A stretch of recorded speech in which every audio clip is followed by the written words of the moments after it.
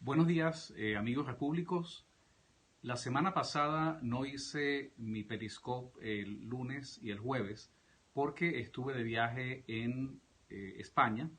participando en dos eventos de los cuales reportaré en los próximos días. Estuve en el curso de literatura y materialismo filosófico organizado por la Fundación Gustavo Bueno en la provincia de La Rioja, en Santo Domingo de la Calzada, y luego estuve unos días en Santander, en la provincia de Cantabria, participando en un foro con la Fundación para la Defensa de la Nación Española, de NAES,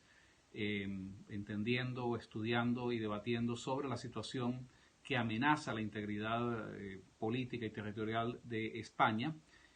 frente a la situación que está planteada con el separatismo por parte de Cataluña y otras provincias, estos movimientos de corte nazi separatista que han ido surgiendo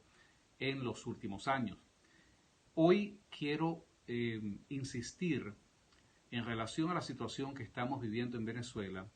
con la necesidad de establecer una vez más una de las tesis fundamentales que hemos venido planteando, que hemos venido argumentando los repúblicos en los últimos 2 años, y es la necesidad de atacar, de cuestionar, de destruir el argumento de la pseudo legalidad del Estado chavista. Ustedes saben, porque lo hemos explicado en varias oportunidades, que en el año 1999 se aprobó una constitución con fraude a la legalidad existente en el momento. A pesar de que esta constitución ha sido validada de una forma fraudulenta en varias oportunidades, sigue siendo la camisa de fuerza que impide un cambio político real en Venezuela. Por eso nosotros hemos venido denunciando esta constitución del año 99 como una pseudo legalidad, un marco que le permite al Estado chavista justificarse y poder dar la imagen hacia afuera y hacia adentro de una aparente legalidad que no es tal, simplemente para poder mantenerse en el poder.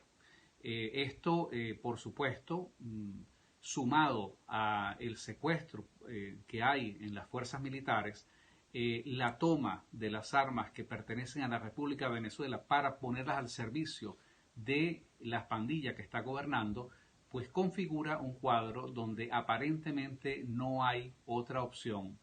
Y no diríamos aparentemente, sino que efectivamente desde nuestra perspectiva no hay otra opción sino irrumpir, levantarse por la vía de la fuerza, por la vía de los hechos, en contra de esa legalidad que no se puede aceptar, porque dentro de los límites de esa legalidad es que la falsa oposición ha venido apostando en los últimos 19 años, ya casi 2 décadas, de insistir por diversas maneras, por la vía de los diálogos que fracasaron para el pueblo, fracasaron, para la oposición fracasaron, pero fueron éxitos importantes para el régimen, por la vía de las elecciones que le permite al régimen alimentar la ilusión, la esperanza de un posible cambio por la vía pacífica. Y en esta misma idea hay que recordar que cuando el entonces candidato Capriles renunció al triunfo popular que había obtenido en esas elecciones, Capriles argumentó que él quería evitar un baño de sangre. Bueno, el baño de sangre que Capriles quería evitar, supuestamente, porque en realidad lo de él fue un acto absoluto, irrefutable de cobardía, ese baño de sangre en los últimos 5 años ha sido peor que lo que él supuestamente decía que quería evitar. Entonces, en nombre de justificar la legalidad chavista, esto le ha costado al pueblo venezolano miles de personas asesinadas, porque ha sido un enfoque completamente equivocado de lo que debería ser una política contundente, una política frontal de oposición y de derrocamiento de la dictadura. Por eso hoy, una vez más, hay que constatar, hay que significar que en este momento, cuando una vez más se produce otra crisis importante desde el punto de vista político, militar y financiero para el régimen de Maduro, una vez más la falsa oposición sale justamente para tratar de desalentar, de desmovilizar y de desarticular una lucha insurreccional que es la que podría efectivamente a la final desplazar al régimen de Maduro del poder. Lamentablemente, los esfuerzos que hemos visto hasta ahora simplemente se quedan no solamente en la retórica, sino en toda una narrativa que es absolutamente confusa, que es desesperanzadora y que prácticamente persigue utilizar a agentes, a operadores de la oposición para legitimar un discurso que justifique la servidumbre voluntaria. De manera tóxica, perversa, se le quiere hacer ver a la gente que acá no hay otra manera que no sea dentro de la legalidad chavista. ¿Y cuáles son las opciones dentro de la legalidad chavista? Las que hemos denunciado. Son los diálogos, son las elecciones, pero también son apostarle a esas salidas que a veces surgen dentro de la diversidad de la comunidad internacional cuando comienzan a plantear, por ejemplo, tesis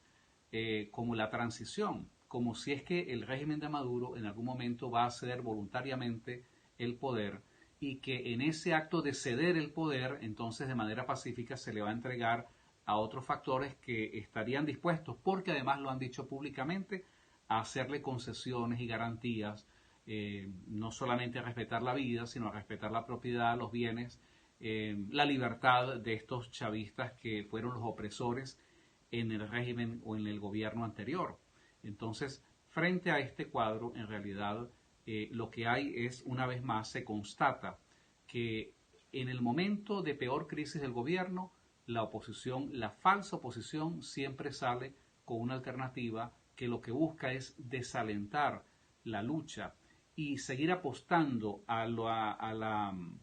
este concepto de que solamente por una vía electoral, por una vía de negociar supuestas condiciones electorales que el gobierno va a salir. Nosotros queremos reivindicar lo que es no solamente una tesis política correcta, sino lo que intuitivamente millones de venezolanos están defendiendo en este momento en la calle, que es la necesidad de alentar por la vía de los hechos el derrocamiento del régimen, no por la vía de unas elecciones falsas, no por la vía de unos diálogos que son simplemente para procurarle beneficios a la falsa oposición, sino por la vía de una insurrección popular, de una insurrección civil, combinada seguramente con una rebelión militar y esperamos que con el apoyo militar internacional de países, de potencias que deben ver con preocupación el deterioro de las condiciones físicas, políticas y sociales en Venezuela. Nosotros hemos alertado y volvemos a insistir que en la medida en que se sigan alentando estas esperanzas de una solución democrática, por ejemplo, que jamás vendrá ni por la vía de la Asamblea Nacional, porque la Asamblea Nacional ha probado su absoluta inutilidad para desplazar al gobierno, que tampoco vendrá, por ejemplo, por la vía de lo que pueda ser el Tribunal Supremo de Justicia legítimo que opera en el exilio. Nadie discute el trabajo, los intentos que están haciendo, pero son decisiones que mientras no tengan un respaldo militar por la fuerza, esas decisiones serán simplemente un saludo a la bandera. Entonces, por esa vía, en realidad, lo que se busca es crear una esperanza que no va a tener una conexión con la realidad. Nosotros pensamos que en la medida en que haya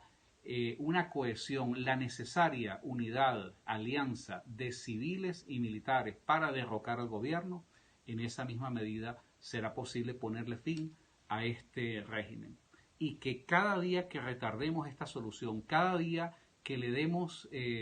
aliento, que le abonemos algo a esas tesis que vienen de la falsa oposición, eso significará años de más sufrimiento, años de caos, que es lo que estamos viendo ahora.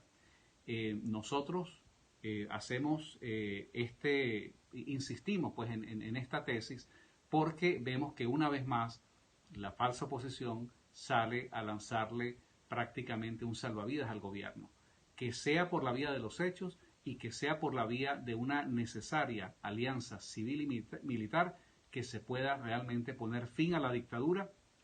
y establecer un nuevo régimen de libertades con un necesario proceso de reordenamiento del país, de un país que está en caos y de un país que no puede permitirse un día más sucumbiendo ante las inconsistencias y ante las traiciones de un régimen y de una falsa oposición que lo sigue ayudando y que sigue apostando a la cohabitación.